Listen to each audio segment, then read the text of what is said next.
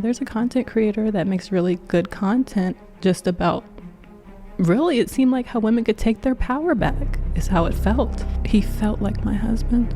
What about, the experience with him made you feel so comfortable? I don't know what it was. I was 23 or 24 or something like that.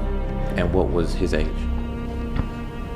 45, 43, 45, something like that. Introduced to dating older men until I started watching Share 7. She's a victim. She just basically said, allegedly, they got money. Yeah, exactly. What is the transition from you now taking him serious? A lot of, what the noise is that, it was solely a financial decision that was made. I've always heard the more you let somebody speak, the more they'll tell on themselves.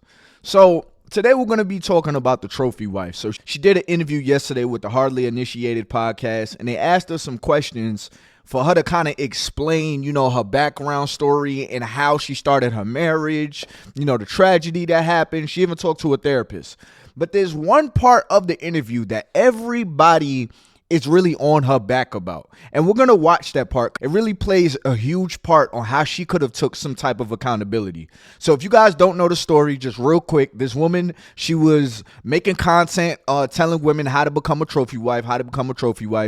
Years later or some time later, she recently made a video about how her husband was touching her daughters. Her husband's niece came out and said she was lying. A lot of people saying, well, you missed a red flag. So we're going to get into what exactly happened out of her mouth. I had a certain expectation of what a husband should look like. And also, finding certain content. I don't know if I should even talk about any of that. Well, I think you should, because all of that influences how you think and particularly how you go about dating. Okay. And, right now it is still very much so a gender war. Both men and women are confused about how to date and how to make decisions. Yeah. And I think everything and anything that influenced you at that time is important to share. Well, I had shared this before, that I stumbled across a very important content creator that I think everyone knows as the hypergamous queen. Her videos are shared, sprinkle videos everywhere. I just learned about the sprinkle. I didn't know about it. A lot of people are new to this, but I was true to it because I was following before there was 100,000 subscribers, like me and my sisters, and that's Shira 7. Correct? Shira 7, yes. And I recently checked out her page. Thousands and thousands of views, and she's been doing it for a very long time. For sure. Yes. So I was telling every woman that I met in person, like, there's a content creator that makes really good content just about, really, it seemed like how women could take their power back is how it felt. She was basically listening to that drizzle stuff or that sprinkle stuff. I always say that the red pill and the drizzle stuff for the ladies is really hurting people. It's pandering. I said this in my live video. Some of y'all may have heard it, but it's pandering to people that are hurt. Instead of telling people you need to heal so you can discern better the type of person to pick. But instead it makes y'all feel better and tells y'all, oh, this is how you can finesse your next situation so it could work out in your favor. I prayed about it and asked God to send me the right man. It wasn't just about what he had. It was never about what he had. Because if it was about that, I had a lot of other options with more. And it was really about how he treated my children. Because he seemed to love my boys. And he said, oh, those are my boys. You remind me of my mom. She was a single mom with 2 boys. And I would just love to help you and be there for you and be the man you guys need. Oh my gosh. So what do you think was the biggest takeaway from that content creator in particular that impacted you? What was the biggest takeaway, or what empowered you from her in particular, that made you feel that safety and security? Like, what was it, a particular lesson or principle that was given to you? I think that a lot of times, like I stated before, that women are taught that their value is in what's between their legs. And she was the first person that said that it was true. And you don't have to give it away to just anybody. A man should be worth your time. He should be, taking you out. He should be investing in you. He should be making your life easier if he cares about you. And that's what I took away from it. Basically, what she just said is, you have the power. You should see what you should gain in these situations. That is building a relationship off of shaky foundation. If you're trying to use your power to get what you want, what happens when your power has now been given? You now give it up. Now you get to see who this man really is. Instead of trying to trick somebody into giving you what you want, you should be trying to build a solid foundation, a solid connection. Not just, I see I could benefit off of you, so I'm going to be with you, because now you wind up with just anybody that's willing to give you what you want. Now, hindsight, with where you are today, do you feel like that was the healthiest content to digest, or do you have any regrets in really watching that content to help guide your decision making? So funny thing about me is I don't have regrets. I believe that God is working in perfect order, in perfect timing, and there's nothing that happens that he has not approved or seen. And unfortunately, our family, not just our family, but our family in public have, especially my daughters, have had to be sacrificial lambs in the result of what has happened. And yeah. So now let's talk to me about meeting your husband now, because I can imagine after you watch this content, it's probably preparing you for the suitors that come into your life, how to vet them, how to manage them. Was he one of the early suitors? Yes. Was he the first one, or were there a few guys before him? He was one of the first few, and he pursued me heavily, which I liked. I think that women like a man that pursues and says that, I want you. And you initially met him online? Yes, online. I'm sorry. Okay. We met online. I don't want to throw the website out there, but if people have been watching, then they know. I don't want to make the website a bad place. That's not what it's about. But we did meet online. Yes. I get it. And you meet online. You set up a date. Yeah. Okay. And first date goes well. The first date went amazing. He felt like my husband. What about the experience with him made you feel so comfortable? I don't know what it was. I just felt safe. I felt like he was my husband. I can't describe it. And he, even on our first date, he said, "So what do you think about if we got married in 2 months?" And I said, "I don't know, maybe." And he spit out his water because he started choking, like he couldn't believe I said, "Oh, maybe." So you meet this stranger off of this app, and this man feels like he could be your husband on the first date. And when somebody asks you, well, why? You have no reason at all. But on that same date, that man is asking you, what if we got married in 2 months? I mean, it's cute to ask somebody, how do you feel about marriage?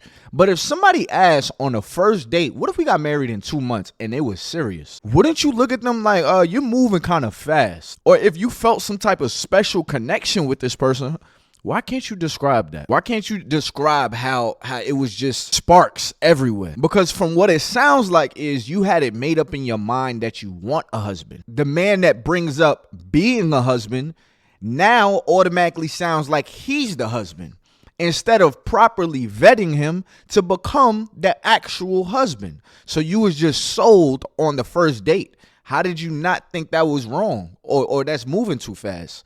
Or how do you now not see that? But it felt so natural and so right. Yeah. How old were you at this time, by the way? I was 23 or 24 or something like that. And what was his age?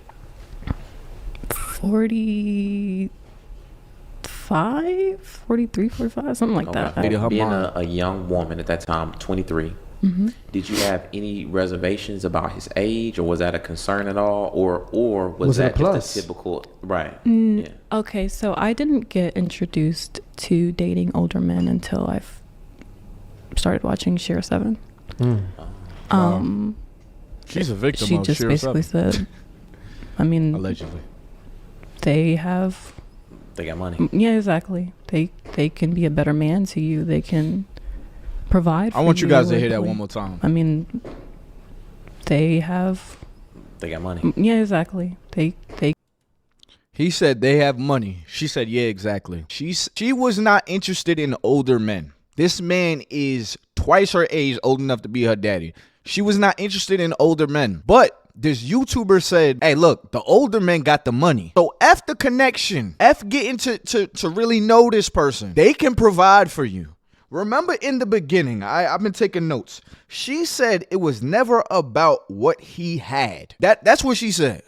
It was never about what he had. But now she's saying that older men are expected to have more money, have more resources. They can support you. So you went into it with, I think this man could support me. I think he has money. Although I'm not really attracted to men his age, I think he has money. But you wasn't even attracted to older people. So now all of a sudden you're on a date with a man that is 22 years older than you and he feels like your husband? Or does he match what Shira 7 was telling you should go for? So how long after that first date, did you, because obviously he threw 2 months out. What happened after that first date? Did you guys continue exclusively dating? Not really. I mean, we kind of dealt with each other, like talked, but I kind of was just talking to people. Like I kept my options open and just was letting people get to know me and taking things slow, not really rushing anything and not trying to get into a relationship at all. And I found that honestly, when I started dating older men, they wanted to rush into a relationship like immediately. On the first date, they were like, I want you to be my woman. And I'm like, no, I don't even know you. And that's kind of just how I would, we need to get to know each other over a bit of time. And it turned out to be 6 months, not 2 months. What is the transition from you now taking him serious? A lot of, what the noise is that, it was solely a financial decision that was made. What was what's the truth behind the decision? What did you see in him to actually make him your husband? He was so good with my boys.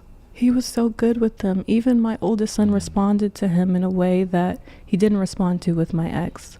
And I paid attention to those little things because I would gladly leave a man if he didn't mesh well with my kids. And I had did that with the man that I was in a more serious relationship with right before we got married, because I had started, like, that was the man that we started looking at rings and the relationship was, moving forward, and I had moved in. There was another gentleman that you met, and I believe you said that you got caught in the girlfriend stage.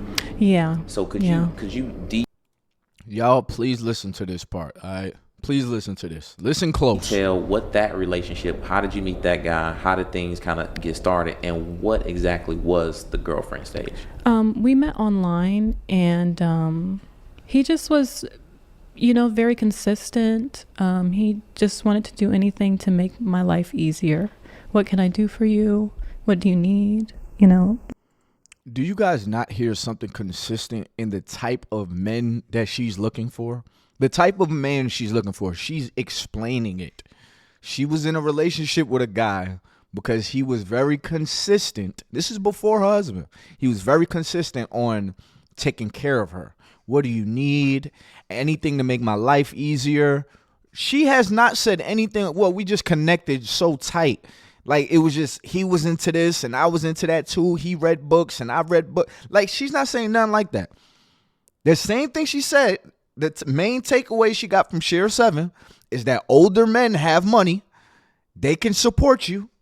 It's the same correlations. It's like the takeaways all sound like you're looking for somebody to make your life easy. You're looking for somebody to take care of you. It does not sound like you're looking for a real connection and companion. Very nice. This is her words. Perfect gentleman. But he was nice to my children. All of the men were nice to my children. If I met, there's probably 3 men that met my children. All of them were nice. But with him in particular, because we started to live together and, it was a little bit more of an intimate setting, I feel like him and my oldest son clashed a little bit, because my oldest son, I kind of always let him be the little man of the house in a way. And he's very, very smart and highly intelligent child. And he, is not just going to let any man come in and think that he's the boss right away. So there was an issue, and he said something about, can your son, stay with a relative for a little bit? Wow. And I said, oh, you mean can we go stay somewhere? That's what you mean. And I packed my stuff right away. My sister came and got me and all my stuff. And because it took 2 cars, I had my car and she came with her car to get my stuff. And he brought my TV and stuff, like all the bigger things he brought. I asked him to bring it back the next day. But I left and I went back to my apartment, which I had to be out of soon. And I didn't plan to need to, do anything else, because I thought the relationship was moving forward. I was his girlfriend, but, he was taking very good care of me and he seemed like a good guy. But when he said that about my son, I said, no, it's all of us. It's all of us. So I left him. And I remember that night I was in the shower and I prayed and I said, God, I just want someone that's going to love me and my children. That's what I want. Now, I want to make sure that the audience is following us, because we pretty much, I want to make sure we don't move too fast. But you have your second child, you 21, 22, Yeah. some additional time elapsed, now you're 23, and you're on the dating market. Doing a bit of online dating when you initially meet your current husband. Yes. But things progress a bit, but not too much to where you still keep your options open. The other guy was just more consistent. He was always there. He was always, what do you need? So he just was prioritized.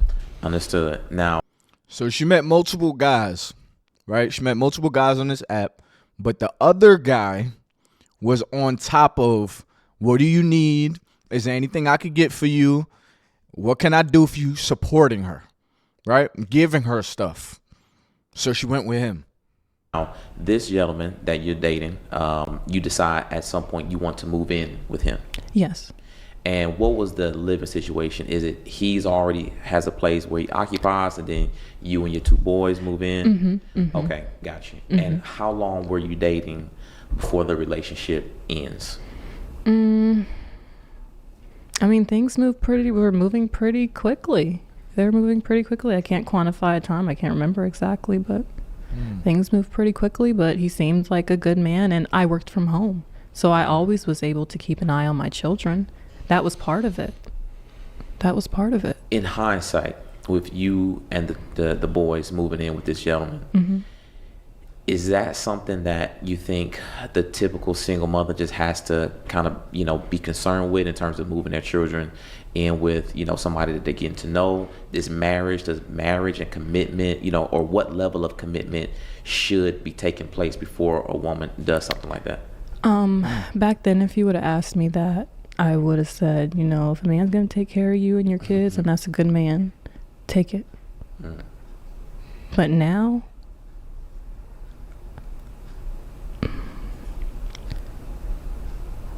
it's hard to even have the words. Now, this situation that happens, because now you're back in your apartment. You didn't expect to be here. Yeah. And it sounds like now we got some financial issues taking place. Yeah. And so what's the solution at this point? All right, so remember that. She has some financial issues that are taking place.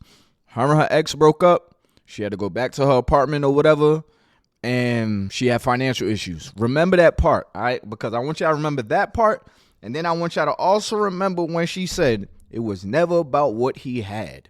It was never about the money on why she got with her husband. It was crazy because when I prayed that night, he called me the next morning, and it was random. Like, I hadn't talked to him in a few weeks, and, he would check in every time, but he just wasn't a priority. But he said, hey, how you doing? And I said, just getting out of a relationship, and, it didn't work out. Him and my oldest son didn't mesh well.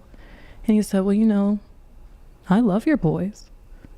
They're good boys. I mean, And the way my sons responded to him when the 2 times that they had met him was very good. Pause the story. Did y'all hear what she just said? She has been saying that he was so good with her boys. That's why. Remember, she wasn't really able to explain to us why she liked this man so much. Why did he feel like, her husband?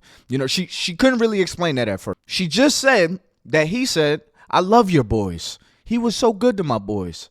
And the way my sons responded to him when the 2 times that they had met him.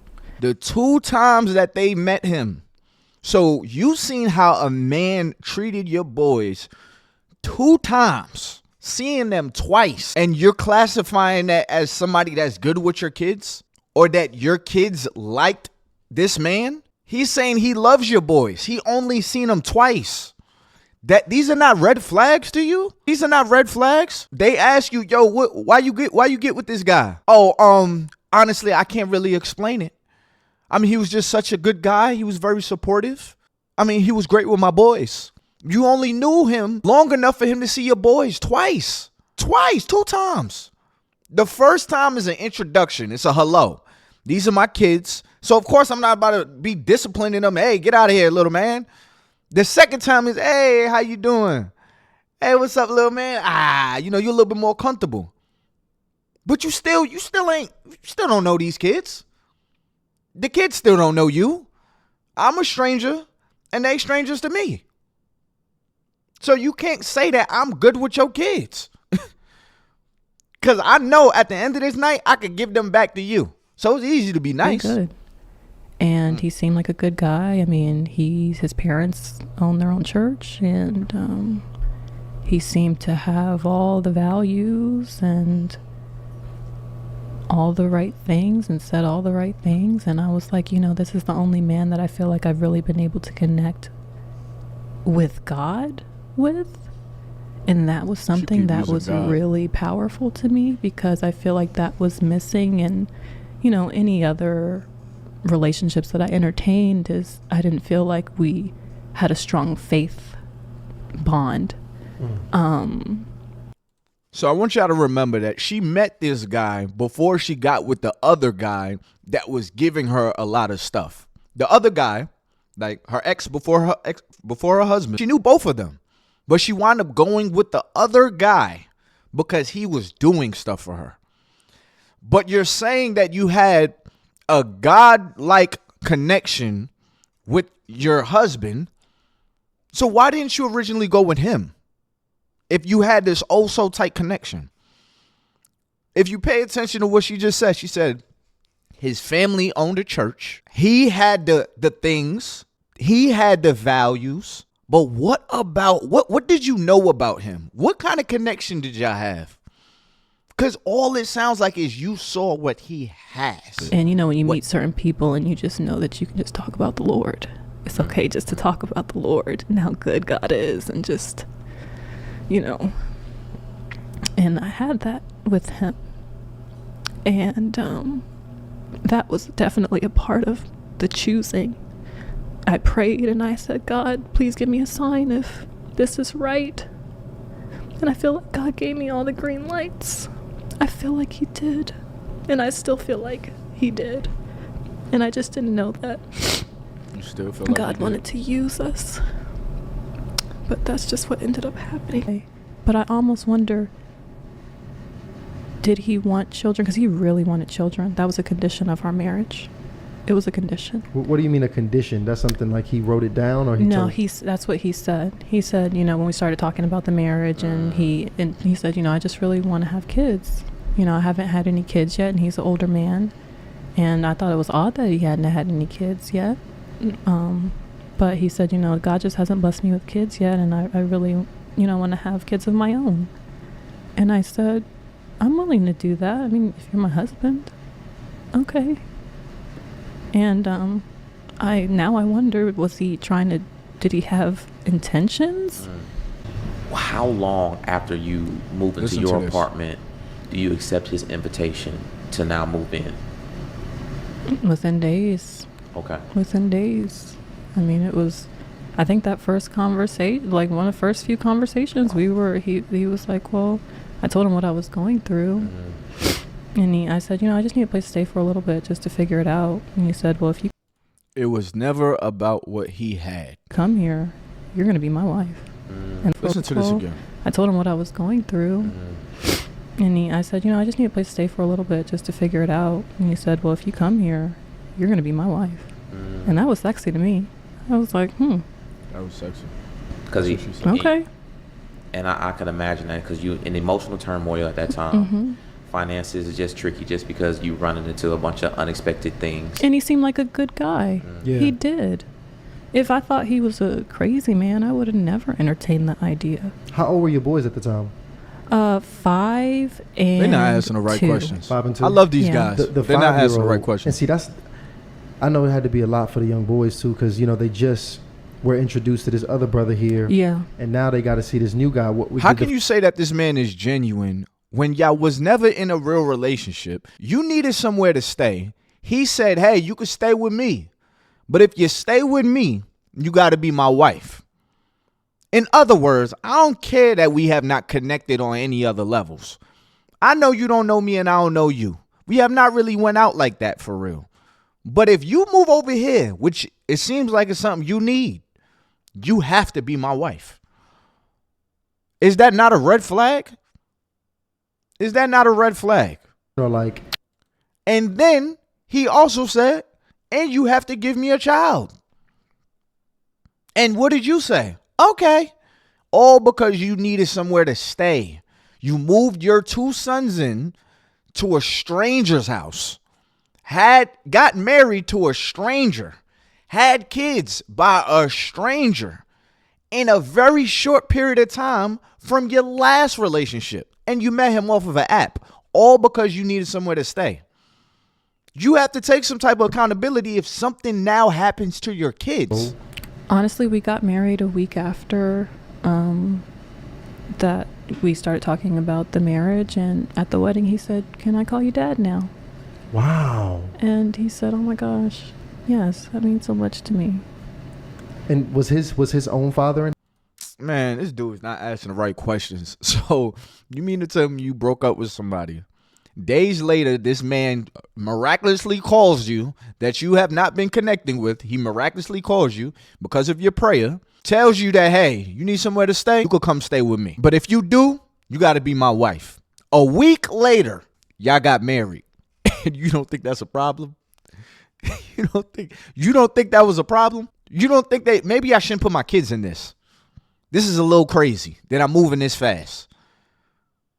But it was never about what he had. He was so good with your boys, but prior to that conversation, he only seen your boys twice. And that span from the time you moved in to the time you guys got married, how long was that? From the time we got married and moved in? Well, from the time you moved into his place. I to the didn't time live with him before we got married. Oh, wow. So No. better question. From the time from that phone call you guys had to marriage, how long was that? 1 week. It was a week. 1 week. Okay, It was 1 a week. And I didn't live there until the day after. I remember moving my stuff in the day before we were getting married, and I didn't sleep there. I went to the hotel that he booked for me and my sisters, a very nice suite. We had a beautiful wedding reception. I mean, he threw it together so quick. He was just like, here, just do what you want to do. And it was beautiful. It was beautiful. Do you feel like I think what happened to your children is absolutely horrible, and I think to get on such a large platform and share your story is difficult. I don't even I don't know that I could comprehend how difficult it is to share this particular story. Yeah. But how do you reconcile sharing that story as it is your story, but it's also your children's story? So now 2.4 million or however many other people see that will now know that that happened to them at the hands of their father or stepfather. How difficult is that? It's very difficult, and it's actually something that I struggled with back and forth before I even recorded the video, because I didn't want to put my children's trauma out there for everybody. But honestly, I felt God gave me no other choice. Like I keep saying, this isn't about just us. Pay attention to how she's using God for situations that don't make sense of what she's doing. Anytime she does something that did make sense, she would say, oh, God made me do it. Don't blame this on God. Brief and brilliant on that one. It's really I don't know no what else to explanation. say.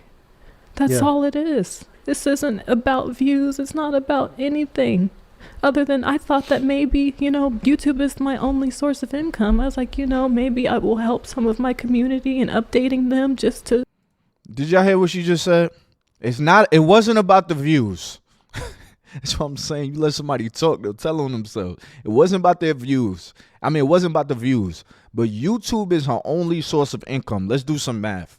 You're in a relationship with a guy. He does something to your children. Now you have to leave and you're not receiving whatever support you was receiving from this guy, right?